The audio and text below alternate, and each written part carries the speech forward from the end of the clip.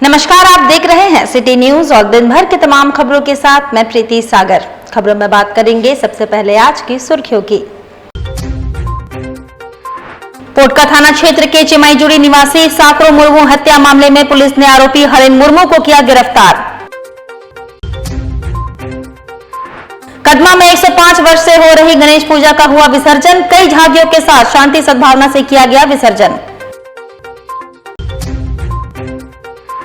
शहर में लगातार हो रही बारिश से स्वर्णरेखा और दो मोहानी नदी उफान पर। निचले इलाके में रहने वाले लोगों को किया गया अलर्ट।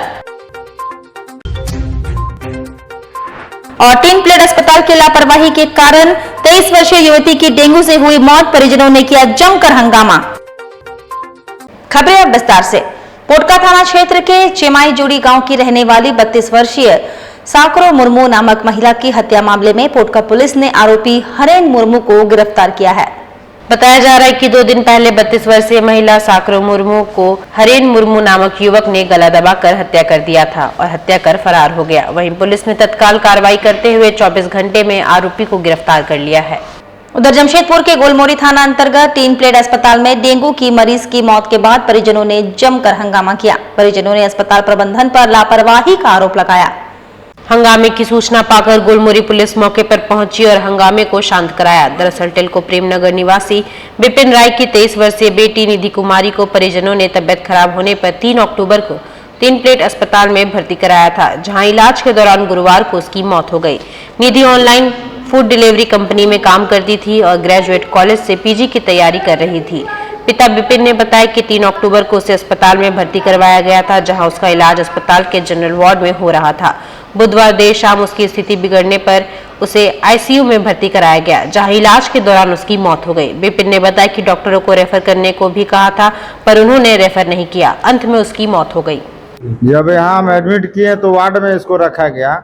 जब इसको नहीं संभला तो हमको उसी टाइम बोलता कि हमसे नहीं संभलेगा, रेफर करता, हम दूसरा बड़ा हॉस्पिटल में ले जाते। पूरा लापरवाही के कारण इसको क्रिटिकल करके उसके बाद कल शाम में आईसीयू में भर्ती किया।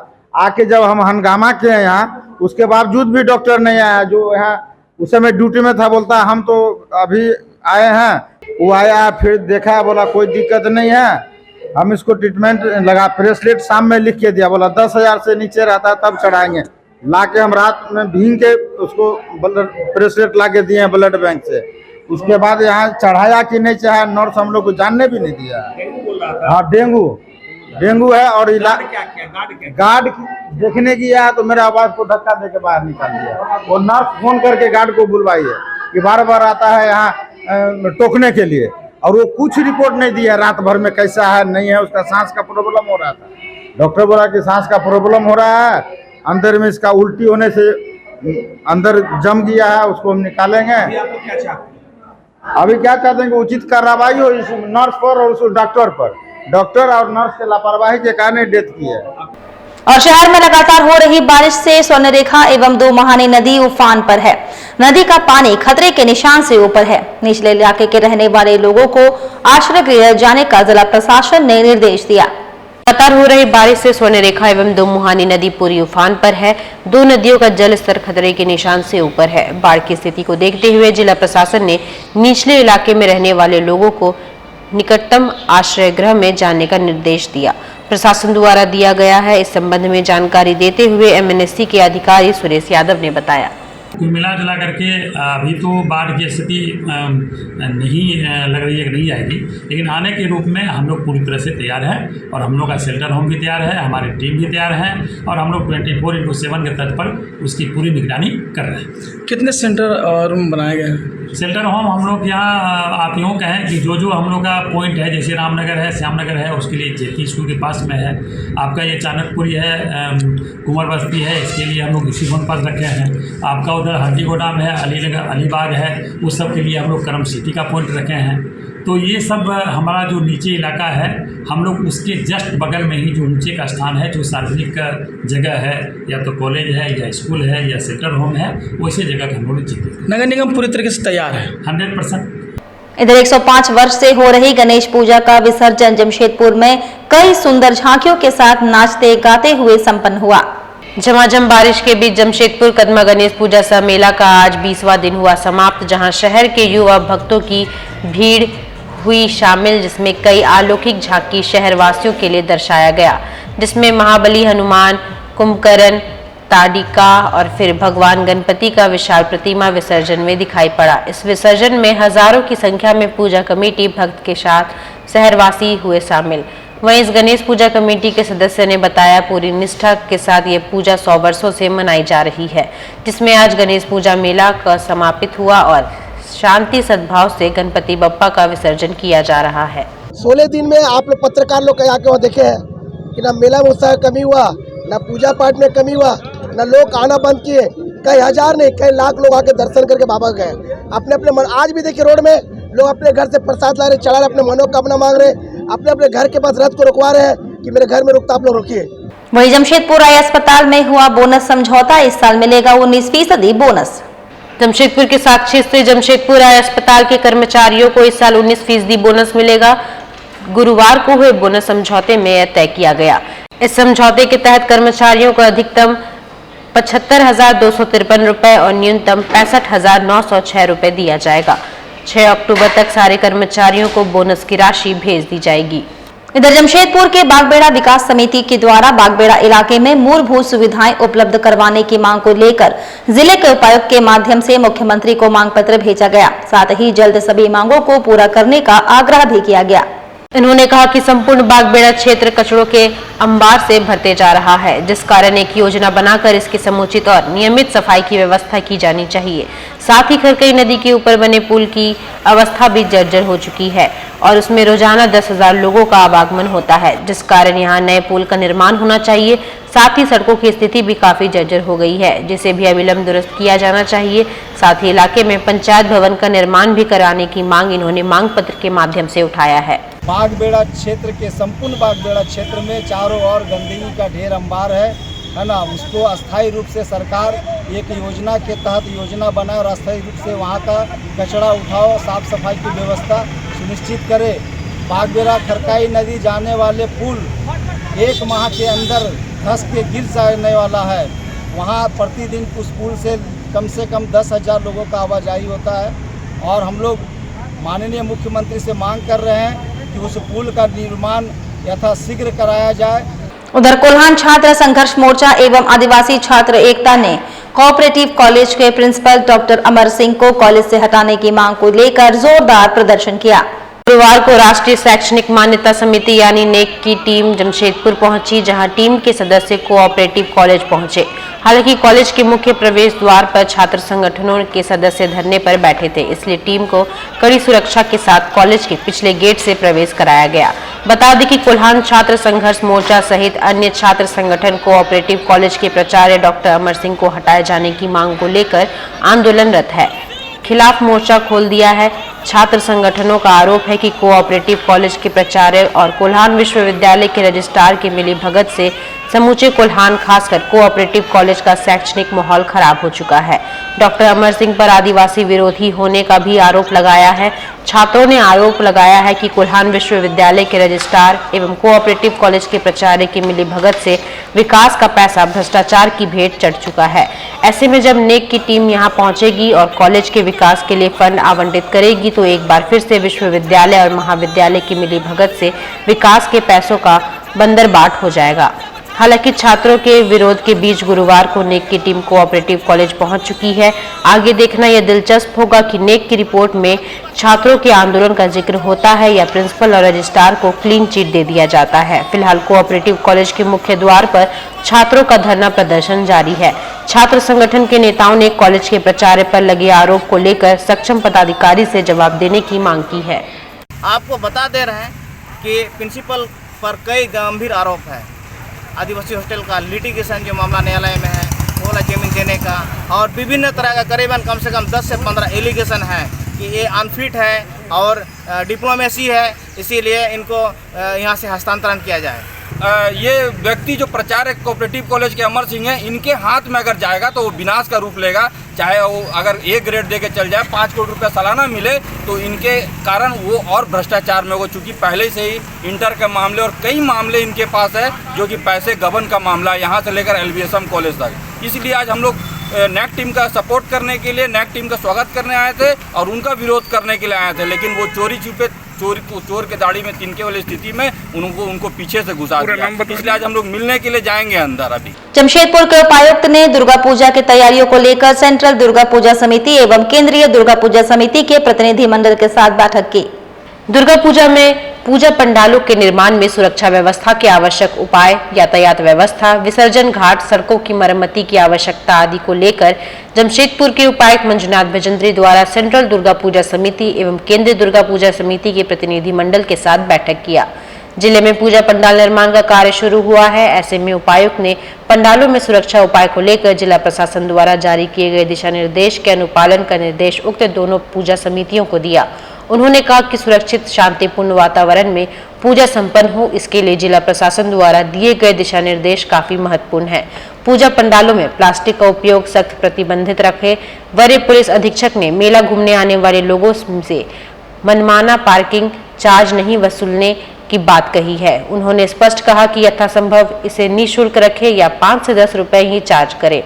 पार्किंग में मनमाना चार्ज लेने की बात सामने आती है तो संबंधित को चिन्हित करते हुए FIR दर्ज कराया जाएगा। दोनों दुर्गा पूजा समिति के प्रतिनिधि मंडल ने साफ सफाई एवं साज सज्जा में बेस्ट पंडाल को जिला प्रशासन द्वारा प्रोत्साहित किए जाने हेतु पुरस्कार देने का सुझाव किया। सेंट्रल दुर्गा पूजा समिति ने सुलभ शौचालय को 6वीं से 10वीं तक ग्रामीण क्षेत्र के श्रद्धालुओं के लिए खुला रखने का आदेश देने का आग्रह किया। उधर जमशेदपुर के सांसद विद्युत वरण महतो झारखंड के मुख्य सचिव से मिले। सड़कों और रेलवे ओवरब्रिज पर हुआ फैसला।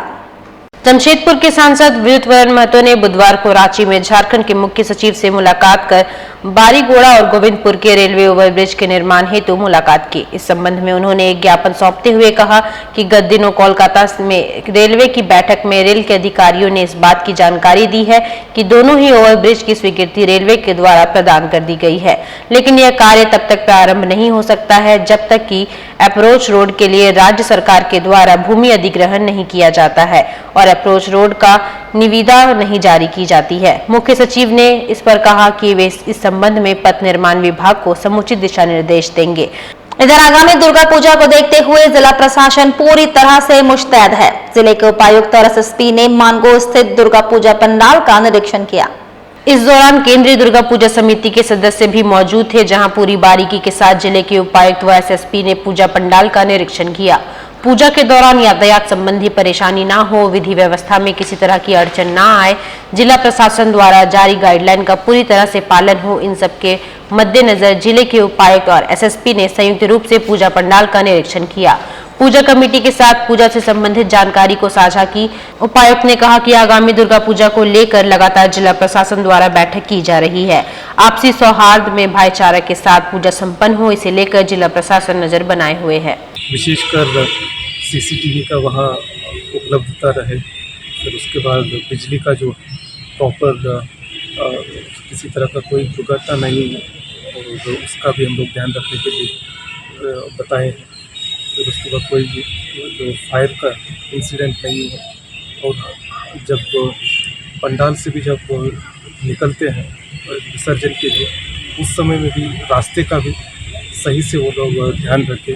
खासतौर पर त्योहारों के दौरान कई बार देखा जाता है कि इस प्रकार के पेटी ऑफेंसेस जैसे छिनतई के मामले या छेड़खानी के मामले, इस प्रकार के जो भी मामले आते हैं उसको ध्यान में रखते हुए पर्याप्त संख्या में बलों की प्रतिनियुक्ति की जाएगी। खासतौर पर बड़े पंडालों में महिला बल अतिरिक्त रूप से निश्चित तौर पर प्रतिनियुक्त रहेंगे। इसके अलावा सादे लिबास में भी हम लोग बलों की प्रतिनियुक्ति कर रहे हैं और लगातार अभी से इस प्रकार का अभियान चलाया जा रहा है कि इस प्रकार के जो भी अपराधी हैं, जो इस संपत्ति मूलक अपराधों में जो शामिल होते हैं, उनके विरुद्ध एक अभियान के तौर पर इसको लिया गया है, जिससे इस प्रकार की वाहन चोरी की या छिनतई जैसी घटनाओं को न्यूनतम स्तर पर या शून्य स्तर पर। पोटका के हरतोपा मां लक्ष्मी महिला समिति के द्वारा 2 महीने से लाभुक को अनाज नहीं दिए जाने से लाभुकों में आक्रोश है। प्रमुख ने कहा जांच कर कार्रवाई होनी चाहिए। इस संबंध में प्रमुख सुकुरमणि टुडू ने कहा कि मामला काफी गंभीर है। अगस्त और सितंबर का चावल लाभुक को नहीं मिला, इसलिए प्रशासन से हम मांग करते हैं कि जांच कर कार्रवाई तत्काल किया जाए। जो अगस्त और सितंबर अभी तक का खाद्यान्न अभी तक मिला नहीं, जो अक्टूबर घुस गया है अभी तक तो मिलना चाहिए। सब जगह कुछ ना कुछ मिल ही रहा है, हम लोग का हरतोफा पंचायत में अभी तक कुछ मिल ही रहा है। मामला जन वितरण प्रणाली जो दुकानदार है, उन्होंने अगस्त सितंबर को जो गरीब ग्रामीण है वो लोगों को चावल नहीं मिला है, और ऐसे भी ग्रामीण है कि वो मजदूरी करके अपना नहीं खा सकते हैं, उन लोगों को चावल मिलना चाहिए। तो उसी के लिए आज ग्रामीण ने को बुलाया, फिर अपना जानकारी दिया कि हम लोग को इतना दिन से चावल नहीं मिला है।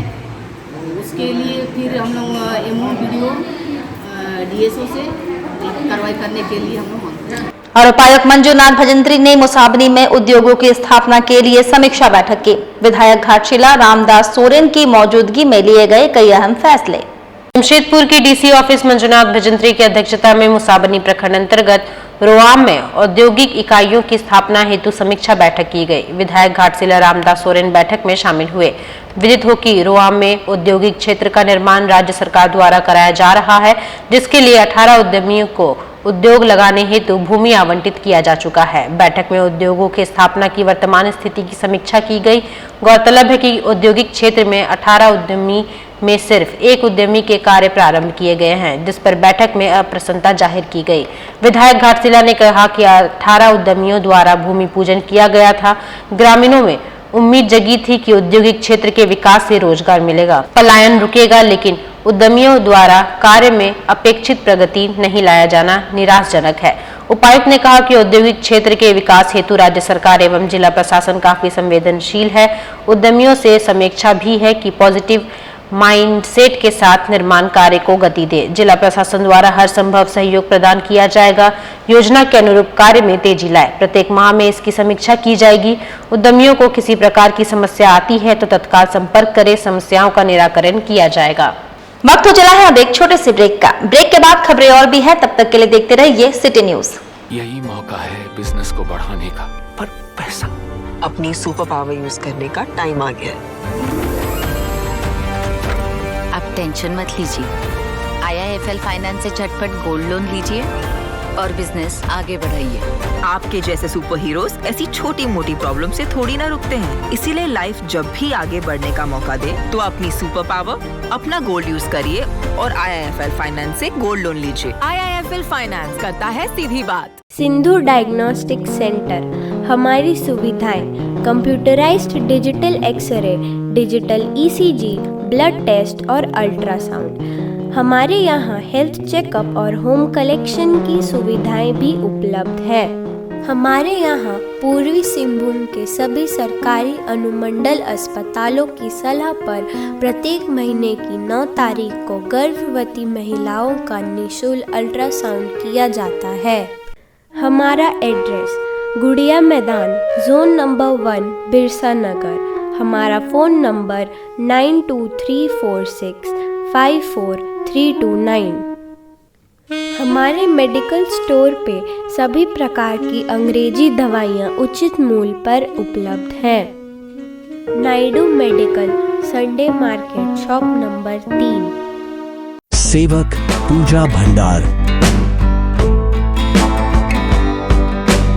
जमशेदपुर में पिछले 95 वर्षों से आपकी सेवा में।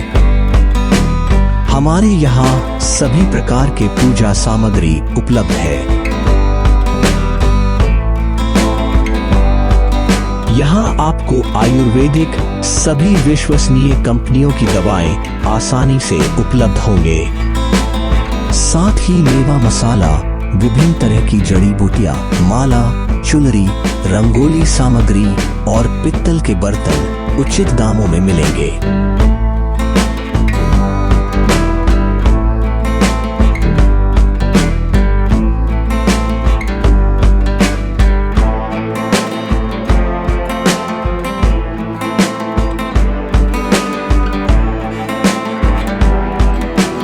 तो एक बार अवश्य पधारें। हमारा पता है सेवक पूजा भंडार, शॉप नंबर 3, मसाला पट्टी, बिष्टुपुर जमशेदपुर। हमारा फोन नंबर 065723200075। ब्रेक के बाद मैं प्रीति सागर एक बार फिर से आपका स्वागत करती हूं। बिष्टुपुर स्थित रमाडा होटल प्रांगण में प्रोग्रेसिव आर्ट ग्रुप के तत्वाधान में पेंटिंग प्रदर्शनी का आयोजन किया गया। बिष्टुपुर स्थित रमाडा होटल प्रांगण में प्रोग्रेसिव आर्ट ग्रुप की ओर से पेंटिंग प्रदर्शनी का आयोजन किया गया। इस संबंध में जानकारी देते हुए मानस रंजन जेना ने कहा। मेरा नाम मानस जैना है, मैं आर्टिस्ट हूँ और नेशनल इंटरनेशनल में मैं काम करता हूँ। फिर भी उड़ीसा में मैं रहता हूँ और उड़ीसा में एक प्रोग्रेसिव ग्रुप आर्ट ग्रुप है जिसको मैं हैंडल करता हूँ। और ये प्रोग्रेसिव ग्रुप में आसपास 100 आर्टिस्ट काम कर रहे हैं, बहुत ज़्यादा सीनियर आर्टिस्ट भी और जूनियर आर्टिस्ट भी। और हम डिफरेंट एक्टिविटीज़ में हम करते रहते हैं। और इस बार जमशेदपुर में ये जो शो किया गया है उसमें मैं क्यूरेटर भी हूँ और इसको 30 आर्टिस्ट का प्रेजेंटेशन किया गया है और 3 दिन तक चलेगा, 7 तारीख तक। जमशेदपुर के उपायुक्त की दूरसंचार समिति की मासिक बैठक 16 मोबाइल टावर के अधिष्ठापन को मिली एनओसी। जमशेदपुर के उपायुक्त मंजुनाथ भजंत्री के निर्देशानुसार जिला दूरसंचार समिति की मासिक बैठक अपर उपायुक्त जयदीप तिग्गा की अध्यक्षता में आहूत की गई। बैठक में मोबाइल टावर कंपनियों के द्वारा ऑनलाइन किए गए कुल 63 आवेदनों पर चर्चा की गई। चर्चा के बाद समिति द्वारा सर्वसम्मति से कुल 16 आवेदनों पर विचारोपरांत अनापत्ति प्रमाण पत्र देने का निर्णय लिया गया। कुल 47 आवेदनों को भूमि संबंधित त्रुटि निराकरण के लिए सेवा प्रदायी कंपनियों को आवेदन वापस करने का निर्णय लिया गया। वहीं आदित्यपुर स्थित डिवाइन फैमिली सैलून टच में 7 दिवसीय कार्यशाला का आयोजन किया गया। वहीं 7 दिवसीय कार्यशाला में दिल्ली से international makeup artist Kaveri ma'am आई हुई है। वहीं आज दूसरा दिन था इस कार्यशाला का। कार्यक्रम के संबंध में कावेरी मैम ने जानकारी दिया। पहले हम लोग सिर्फ बताने आए थे कुछ ऐसा मार्केट में है, अब हम जमशेदपुर वालों को सिखाने आए हैं जहाँ पे लोग अपनी हाथों से लैशेस कर रहे हैं, जैसे कि आप देख सकते हैं सामने हमारे स्टूडेंट कर रहे हैं। तो वो जो लैशेस कर रहे हैं वो लोग नई चीज़ें सीख रहे हैं। हम लोग कल हमारी क्लासेस होने वाली है हेयर एक्सटेंशन की, तो हमारे पास हेयर एक्सटेंशन को अपने बाल बहुत लंबे कर सकते हैं इन मिनटों में। तो इस तरीके के सारे प्रोडक्ट हम लोग परमानेंटली आपको सिखाने वाले हैं। कितने दिन का सेमिनार है? अभी हम यहाँ पे 10 तारीख तक हैं, तो 10 तारीख तक हमारा कंटिन्यू शो है जिसमें हम परमानेंट माइक्रोब्लेडिंग यानी कि आईब्रोज करने वाले हैं। इधर जमशेदपुर पुलिस ने लोगों के बीच वितरण किया गुम हुआ 334 मोबाइल फोन। मोबाइल पाकर लोगों के चेहरे खिले। जमशेदपुर के बिष्टुपुर के थाना कॉन्फ्रेंस हॉल में एक कार्यक्रम का आयोजन किया गया जिसमें विभिन्न अभियानों में बरामद 285 गुम मोबाइल फोन लोगों के बीच वितरण किया गया। कार्यक्रम जमशेदपुर एसएसपी किशोर कौशल द्वारा गुरुवार को कुल 285 मोबाइल बांटे गए हैं। इसके अलावा 49 मोबाइल ग्रामीण इलाके के लोगों के हैं, उन्होंने संबंधित थानों में बांटा है। इस तरह गुरुवार को कुल 334 मोबाइल का वितरण किया गया है। मोबाइल वितरण का गुरुवार को यह 6वां चरण रहा। इसके पहले 5 बार मोबाइल वितरण कार्यक्रम आयोजित किया जा चुका है। इसके पहले 5 बार में कुल 1149 मोबाइल लोगों के बीच जा चुके थे। एसएसपी ने बताया कि गुम हुए मोबाइल फोन को टेक्निकल टीम के द्वारा जमशेदपुर के आसपास के क्षेत्रों में चालू मोबाइलों को बरामद किया जाता है। एसएसपी ने बताया कि गुम हुए मोबाइल फोन की रिपोर्ट लिखवाने के लिए लोगों को थाने आकर शिकायत दर्ज करवाने की आवश्यकता नहीं है। इसके लिए व्हाट्सएप नंबर जारी किया गया है जिसमें लोग अपने गुम मोबाइल की जानकारी दे सकते हैं। पिछले कुछ समय में बहुत बड़ी रिकवरीज भी जमशेदपुर पुलिस के द्वारा की गई है। हालिया समय में भी कुछ रिकवरीज हुई है। तो किसी भी प्रकार के चोरी के मामले हों या छिनतई के मामले हों तो उन सब में यथासंभव प्रयास रहता है कि पहले तो ऐसी घटनाओं को होने ही न दिया जाए, लेकिन अगर ऐसी घटना घटित भी होती है तो उसका ससमय उद्भेदन होकर के संपत्ति का रिकवरी हो सकती है। उम्मीद तो नहीं था, मगर सब बोलते हैं जब घूम जाने के बाद मिलता तो नहीं है, ये फिर देखा जाए तो मिल गया तो बहुत सारी खुशी है। जमशेदपुर पुलिस आप लोग भी आप लोगों का बहुत अच्छा हेल्प हुआ, धन्यवाद। और चांडिल प्रखंड में कैलाश सत्यार्थ चाइल्ड फाउंडेशन युवा सरायकेला के तत्वाधान में बाल विवाह बाल तस्करी को लेकर विचार गोष्ठी कार्यक्रम संपन्न हुआ। कैलाश सत्यार्थ चाइल्ड फाउंडेशन युवा सरायकेला के तत्वाधान में चांडिल प्रखंड के अधीन धूनाबुरु पंचायत सचिवालय भवन में बाल विवाह बाल तस्करी को रोकथाम हेतु विचार गोष्ठी का आयोजन किया गया। जिसमें पंचायत के प्रतिनिधि के रूप में पंचायत की मुखिया मंगला देवी, पंचायत समिति सदस्य, जल सहिया, आंगनबाड़ी सेविका, वार्ड सदस्य के साथ विचार विमर्श किया गया। अंत में सभी ने बाल विवाह, बाल तस्करी को रोकने का संकल्प लिया। बाल विवाह से बच्चों का विकास रुक जाता है, मानसिक रूप विकसित नहीं होता है। इस बार अपराध को रोकने का संकल्प लिया। और उप विकास आयुक्त ने गम्हरिया प्रखंड अंतर्गत बांदी पंचायत का औचक निरीक्षण किया और मनरेगा और आवास योजनाओं का स्थल निरीक्षण कर आवश्यक दिशा निर्देश दिए।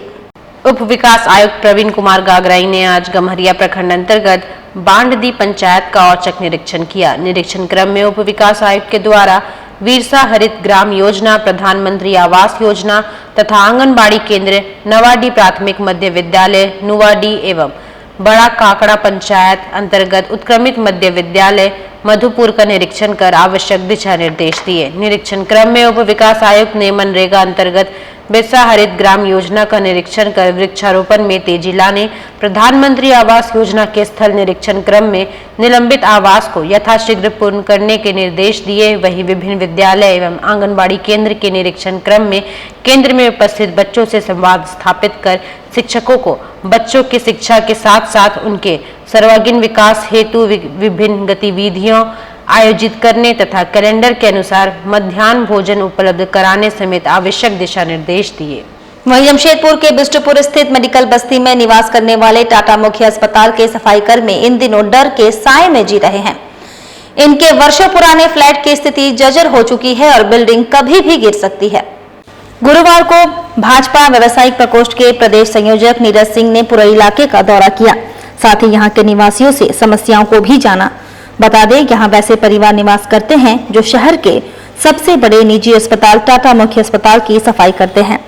पीढ़ी दर पीढ़ी इन लोगों ने लगातार टाटा मुख्य अस्पताल में अपनी सेवा दी है, लेकिन इनका अपना आशियाना कब गिर जाएगा इन्हें नहीं पता।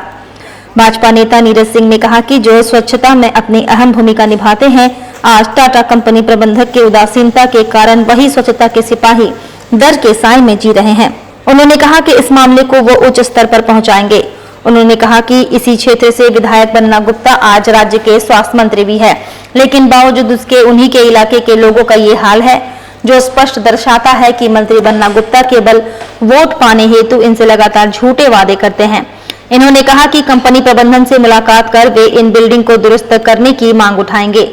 रिपेयरिंग करते हैं, हम लोग बहुत डर डर कर रहते हैं। सारा हम लोग का तो जिंदगी भी जो भी हुआ, बूढ़ा बूढ़ी का हम लोग जी लिया, लेकिन हम लोग का जो बच्चा है, बच्चा लोग का हम लोग का क्या होगा, बहुत डर लगता है।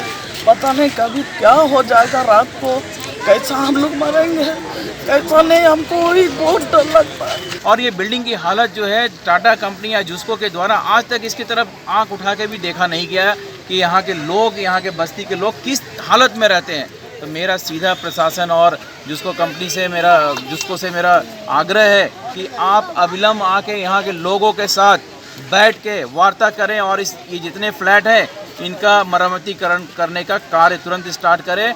चलते चलते एक बार फिर से नजर डालेंगे अब तक की सुर्खियों पर। पोटका थाना क्षेत्र के चिमाईजुड़ी निवासी साकरो मुर्मू हत्या मामले में पुलिस ने आरोपी हरेन मुर्मू को किया गिरफ्तार। कदमा में 105 वर्ष से हो रही गणेश पूजा का हुआ विसर्जन, कई झांकियों के साथ शांति सद्भावना से किया गया विसर्जन। शहर में लगातार हो रही बारिश से स्वर्णरेखा और दो मोहानी नदी उफान पर, निचले इलाके में रहने वाले लोगों को किया गया अलर्ट। और 3 प्लेट अस्पताल की लापरवाही के कारण 23 वर्षीय युवती की डेंगू से हुई मौत, परिजनों ने किया जमकर हंगामा। और अभी के लिए बस इतना ही, कल फिर मिलेंगे कुछ अन्य खबरों के साथ। तब तक के लिए दीजिए सिटी न्यूज की पूरी टीम को इजाजत। नमस्कार।